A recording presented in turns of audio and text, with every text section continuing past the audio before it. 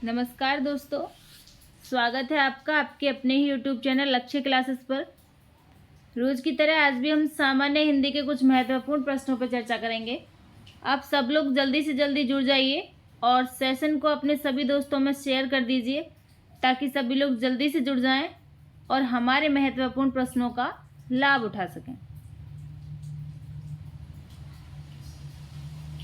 जल्दी से भाई सब लोग जुड़ जाइए और सेशन को शेयर कर दीजिए और लाइक भी कर दीजिए भाई। चलिए, आशा करते हैं सब लोगों ने शेयर कर दिया होगा भाई और सब लोग जुड़ भी गए होंगे।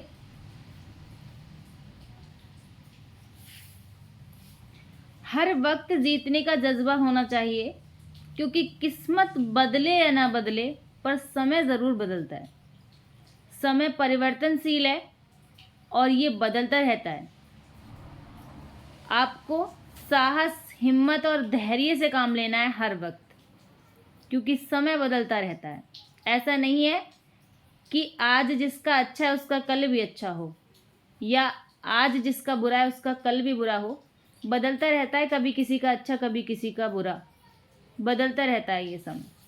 तो आपको क्या करना है, हर वक्त एक जज्बा रखना है खुद में, ठीक है। चलिए चलते हैं अब प्रश्न पर अपने इसी जज्बे के साथ, क्योंकि हमें किस्मत पे नहीं वक्त पे कायम रहना है। हर वक्त पे हर अच्छा काम करना है जो हमें करना चाहिए ताकि हमें आगे अच्छा फल प्राप्त हो सके। चलिए, प्रश्न है प्रलुप्त स्वर कौन सा है। भाई प्रलुप्त स्वर कौन सा है ये हमें बताना है। ओम है, अयम है, ओम है या ओम है। कौन सा शब्द ऐसा है जो प्रलुप्त स्वर है? जल्दी से कमेंट बॉक्स में आंसर दीजिएगा, बहुत महत्वपूर्ण प्रश्न है। कौन सा शब्द इनमें ऐसा है जो प्रलुप्त स्वर है? स्वर 3 होते हैं, हास्य, दीर्घ और प्रलुप्त, ठीक है।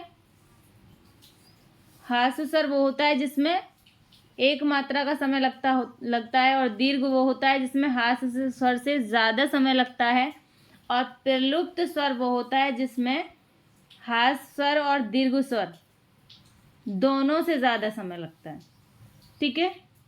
चलिए आंसर ले लेते हैं, क्या होगा।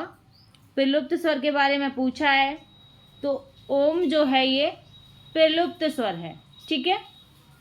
ओम इस प्रकार से लिखा हुआ ओम जो है ये प्रलुप्त स्वर नहीं है, लेकिन ओम शुद्ध वर्तनी भी ए वाला ही सही है और ये प्रलुप्त स्वर है, ठीक है। चलिए चलते हैं अगले प्रश्न पर। प्रश्न है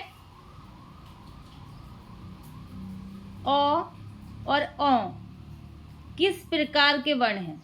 ये दोनों किस प्रकार के वर्ण हैं ये आपको बताना है।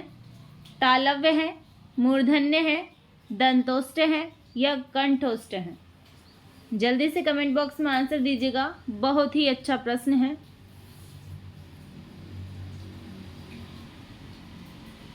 जल्दी से कमेंट बॉक्स में आंसर दीजिएगा भाई,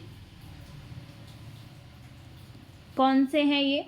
अच्छा प्रश्न है और ये प्रश्न बहुत बार एग्जाम में पूछा भी गया है। ज़रूरी नहीं है इन दोनों को एक साथ ही दे दे, वो अलग अलग भी दे सकता है आपको दोनों वर्णों को। जल्दी से कमेंट बॉक्स में आंसर दीजिएगा। तालव्य है, मूर्धन्य है, दंतोष्ठ है, कंठोष्ठ है।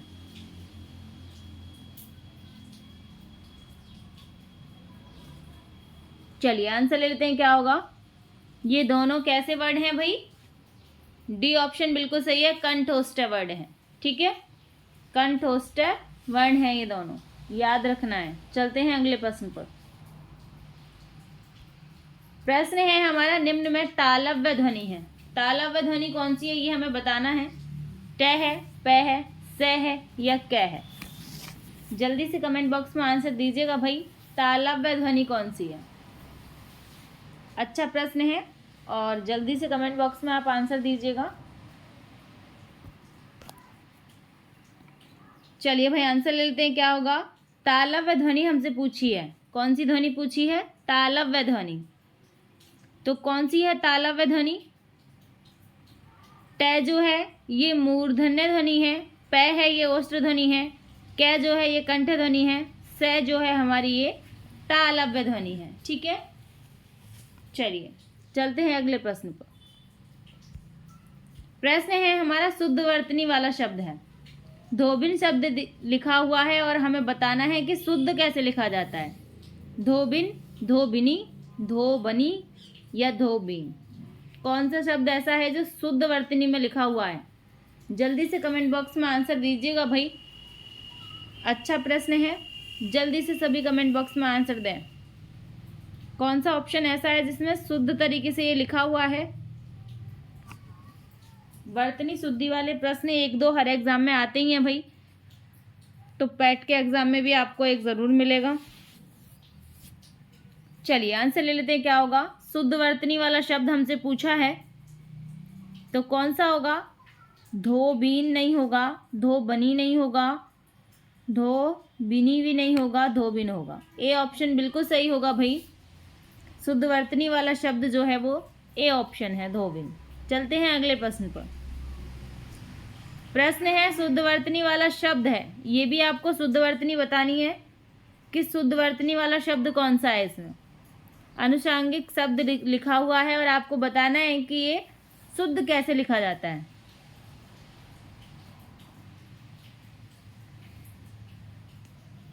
जल्दी से कमेंट बॉक्स में आंसर दीजिएगा भाई।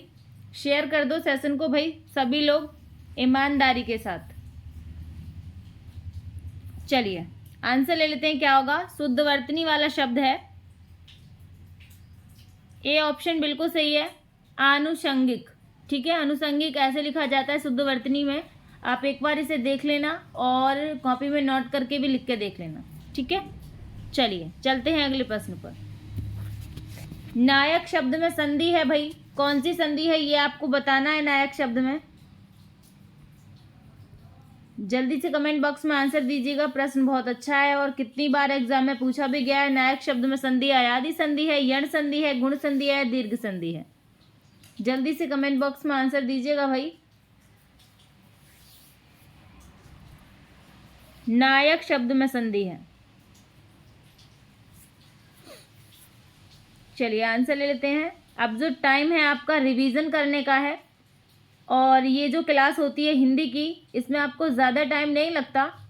20 ही क्वेश्चन होते हैं और लगभग 20 या 20-22 मिनट की क्लास होती है। आपको रिवीजन के लिए सबसे अच्छी क्लास है ये। आप आराम से हिंदी का रिवीजन कर सकते हैं इस क्लास से, और 20 मिनट में मुझे नहीं लगता कोई आप ज़्यादा पढ़ लेंगे। आपको लगता हो कि हम क्लास नहीं कर रहे, घर में बैठ के पढ़ लेंगे, तो मुझे नहीं लगता आप 20 मिनट में जो यहाँ मिल जाएगा उससे ज़्यादा पढ़ लेंगे। चलिए, नायक शब्द में संधि क्या है? दीर्घ संधि नहीं है, गुण संधि नहीं है, यण संधि नहीं है, अयादि संधि है नायक शब्द में। ठीक है, चलिए चलते हैं अगले प्रश्न पर। प्रश्न है हमारा, महेश्वरीय शब्द में कौन सी संधि है? वृद्धि संधि है, यण संधि है, दीर्घ संधि है या गुण संधि है? जल्दी से कमेंट बॉक्स में आंसर दीजिएगा। महेश्वरीय शब्द में कौन सी संधि है? अच्छा प्रश्न है और कई बार एग्जाम में पूछा गया है। ऐसे प्रश्नों में तो आपको देखने की ज़रूरत नहीं है, इसमें तो मैंने ट्रिक भी बताई हुई है, आपको बिल्कुल देखने की या सोचने की ज़रूरत है ही नहीं। जल्दी से कमेंट बॉक्स में आंसर दीजिएगा। अब स्थिति वो है, समय वो है, जो आपको सब्जेक्ट नहीं आता आप उस पर ध्यान मत दीजिए। जो नहीं आता वो तो आता ही नहीं है। जो आते हैं उन्हें स्ट्रॉन्ग कीजिए, उनका रिवीजन कर लीजिए। जो नहीं आता उसे आप सीखने की कोशिश करें तो वो नहीं आएगा आपको। चलिए आंसर ले लेते हैं, क्या होगा? महेश्वरी शब्द दिया हुआ है, डबल ए की मात्रा है भाई, वृद्धि संधि होगी। यदि सिंगल ए की मात्रा होती तो ये गुण संधि होती। चलिए चलते हैं अगले प्रश्न पर। प्रश्न है, धीरे धीरे शब्द में समास होगा। धीरे धीरे शब्द में कौन सा समास होगा? अव्ययीभाव समास होगा, द्वंद्व समास होगा, द्विगु समास होगा या तत्पुरुष समास होगा? जल्दी से कमेंट बॉक्स में आंसर दीजिएगा। शब्द है धीरे धीरे।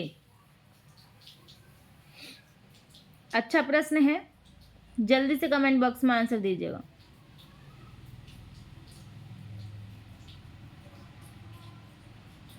चलिए आंसर ले लेते हैं, क्या होगा? शब्द धीरे धीरे दिया हुआ है तो इसमें कौन सा समास होगा भाई? तत्पुरुष बिल्कुल नहीं होगा, द्विगु बिल्कुल नहीं होगा। बहुत से लोग सोच रहे होंगे द्वंद्व होगा, हाइफन लगा हुआ है इसलिए द्वंद्व होगा। भाई द्वंद्व नहीं होगा। एक योजक चिन्ह से ही हम ये नहीं मान लेंगे कि ये द्वंद्व समास है। क्यों नहीं है? क्योंकि यहाँ पे धीरे धीरे एक दूसरे के विपरीत नहीं है। द्वंद्व समास में एक दूसरे के विपरीत भी होना होता है, लेकिन यहाँ पे एक दूसरे के विपरीत नहीं है। क्या है? अव्ययीभाव समास है। ये ऑप्शन सही है, क्योंकि एक ही शब्द को दो बार लिखा गया है। जरूरत नहीं थी धीरे धीरे लिखने की, क्या जरूरत थी? आप धीरे भी लिख सकते हैं, वह धीरे चलता है। कोई ज़रूरी है ऐसे लिखोगे वह धीरे धीरे चलता है? तो इन दो शब्दों की ज़रूरत नहीं थी। इसमें एक अव्यय है, एक ही धीरे की ज़रूरत थी। लेकिन यदि दो लिखे हुए हैं तो पहले वाले को हम अव्यय मानेंगे और इसमें अव्ययीभाव समास होगा।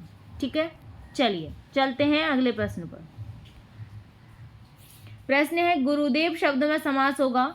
शब्द दिया हुआ है भाई गुरुदेव, और गुरुदेव शब्द में कौन सा समास होगा ये आपको बताना है। अव्ययीभाव समास होगा, तत्पुरुष समास होगा, बहुव्रीहि समास होगा या कर्मधारय समास होगा? जल्दी से कमेंट बॉक्स में आंसर दीजिएगा। गुरुदेव शब्द में समास होगा।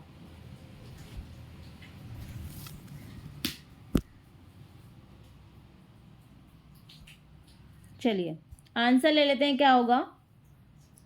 गुरुदेव, गुरु रूपी देव। ठीक है, इसमें कौन सा समास होगा? विशेष्य और विशेषण आ रहे हैं भाई। देव की विशेषता है कि वो गुरु रूपी है। ठीक है, डी ऑप्शन है, कर्मधारय समास है। ठीक है, डी ऑप्शन सही है भाई, कर्मधारय समास है गुरुदेव शब्द में। अब अगले प्रश्न पे चलते हैं। प्रश्न है निम्नलिखित में से कौन सा शब्द तद्भव नहीं है? ध्यान देना है आपको, प्रश्न में हमसे पूछा है कि तद्भव नहीं है। ठीक है, अब आपको ये बताना है कौन सा ऐसा है जो तद्भव नहीं है, अर्थात वो तत्सम होगा जब तद्भव नहीं है तो। चलिए आंसर दीजिएगा। धरती है, दीपावली है, नेवला है या नाच है? कौन सा शब्द ऐसा है जो तद्भव नहीं है, तत्सम है?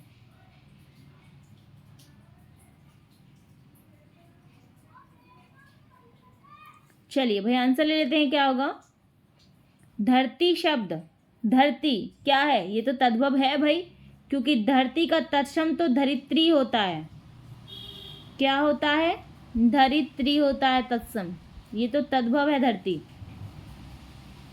दीपावली, दीपावली तो भाई तत्सम शब्द है और हमसे यही पूछा है कि तद्भव नहीं है, तो दीपावली तद्भव नहीं है, क्योंकि दीपावली तत्सम है और इसका जो तद्भव होगा वो दिवाली होगा, क्योंकि दीपावली को हम तद्भव में क्या बोलते हैं? दिवाली बोलते हैं। दीपावली तो तत्सम है। नेवला जो है ये तद्भव है, क्योंकि इसका तत्सम नकुल होगा, और नाच भी तद्भव है क्योंकि इसका तत्सम नित्य होगा। चलते हैं अब अगले प्रश्न पर। प्रश्न है हमारा निम्नलिखित में से कौन सा शब्द तत्सम है? यहाँ हमको तत्सम शब्द छांटना है कि कौन सा तत्सम है। प्रिय, पिया, मोर या चार? कौन सा शब्द तत्सम है ये आपको बताना है। जल्दी से कमेंट बॉक्स में आंसर दीजिएगा। प्रश्न अच्छा है।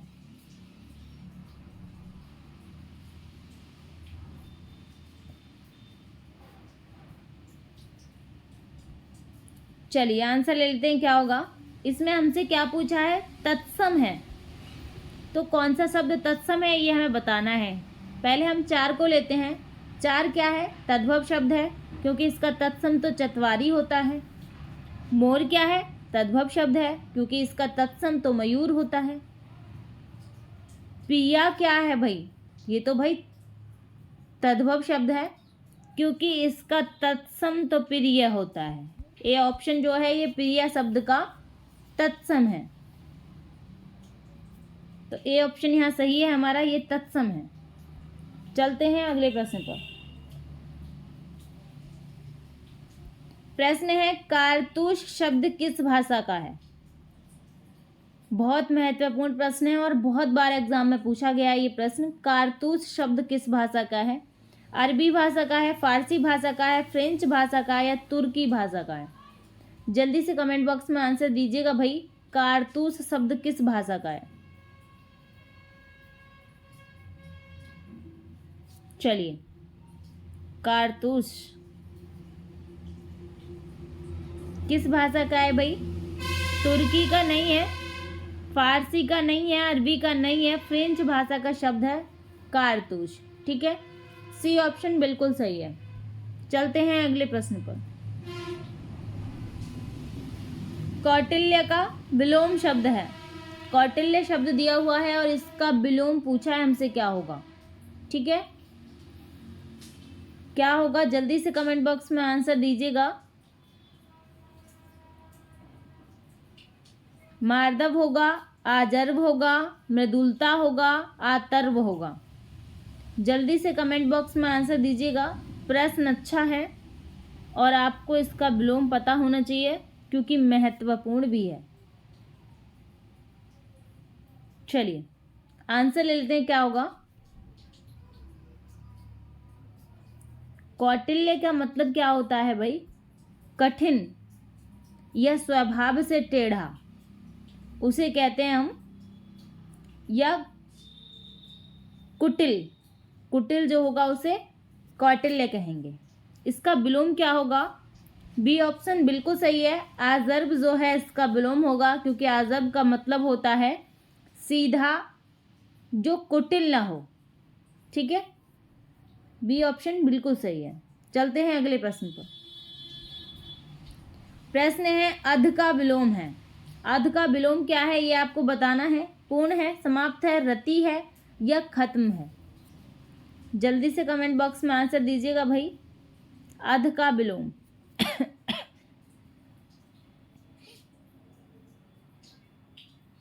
चलिए आंसर ले लेते हैं, क्या होगा? अध, अध का मतलब होता है भाई आधा। अध आधे को बोलते हैं, तो इसका विलोम होगा पूर्ण। ठीक है, पूर्ण का मतलब पूरा। चलते हैं अगले प्रश्न पर। प्रश्न है हमारा, अनाज का पर्यायवाची शब्द है। शब्द दिया हुआ है अनाज, और अनाज का पर्यायवाची हमसे पूछा है, क्या होगा? चाह होगा, सस्य होगा, सलिल होगा या रूपा होगा? ये सपा नहीं है भाई, रूपा है। ठीक है, जल्दी से कमेंट बॉक्स में आंसर दीजिएगा। अनाज का पर्यायवाची शब्द क्या है?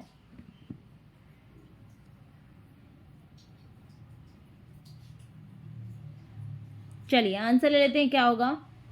चाह किसका पर्यायवाची है? इच्छा या कामना का पर्यायवाची है। ठीक है, सलिल किसका पर्यायवाची है? सलिल पानी का पर्यायवाची है। रूपा किसका पर्यायवाची है? रूपा चांदी का पर्यायवाची है। ठीक है, बी ऑप्शन बिल्कुल सही है। अनाज का पर्यायवाची क्या होगा? सस्य। चलिए चलते हैं अगले प्रश्न पर। प्रश्न है, कौन सा शब्द आंख का पर्यायवाची नहीं है? बहुत महत्वपूर्ण प्रश्न है और आसान भी है। कितनी बार एग्जाम में पूछा गया है। आंख का पर्यायवाची बहुत महत्वपूर्ण होता है और कितनी बार पूछा भी जाता है भाई। चक्षु होता है, दृग होता है, अक्षी होता है या अतुल होता है?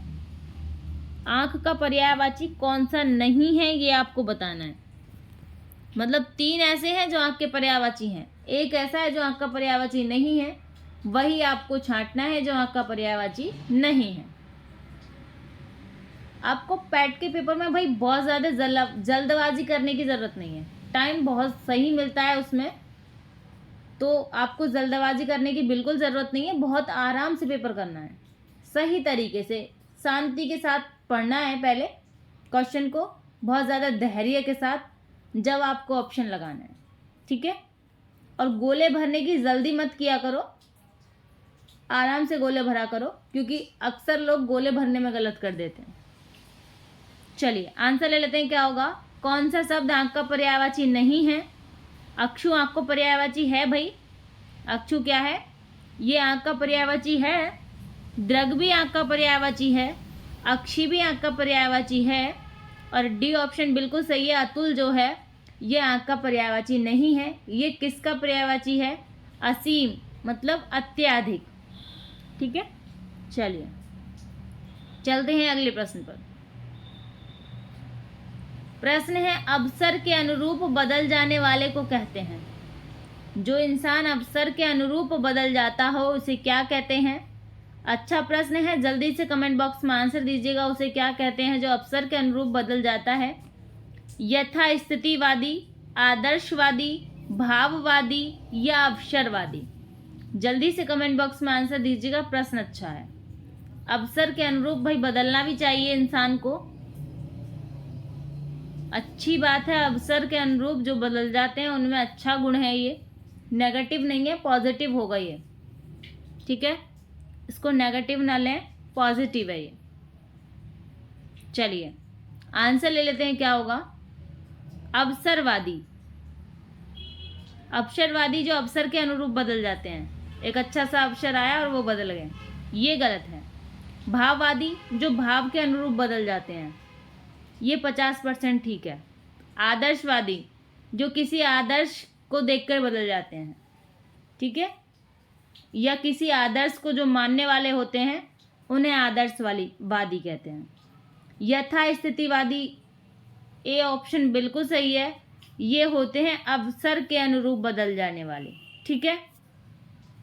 अवसर के अनुरूप हमें बदलना चाहिए, क्योंकि आप पुराने ज़माने के ख्यालातों पे जिएंगे या उनके अनुसार खुद को चलाना चाहेंगे तो आप ऐसा नहीं कर पाएंगे। आपको परिस्थितियों के अकॉर्डिंग खुद को ढालना चाहिए और बदल लेना चाहिए। चलिए चलते हैं अगले प्रश्न पर। जो शत्रु की हत्या करता है उसे क्या कहते हैं? शत्रुधन कहते हैं, नश्वर कहते हैं, जन्मांध कहते हैं या निर्दय कहते हैं?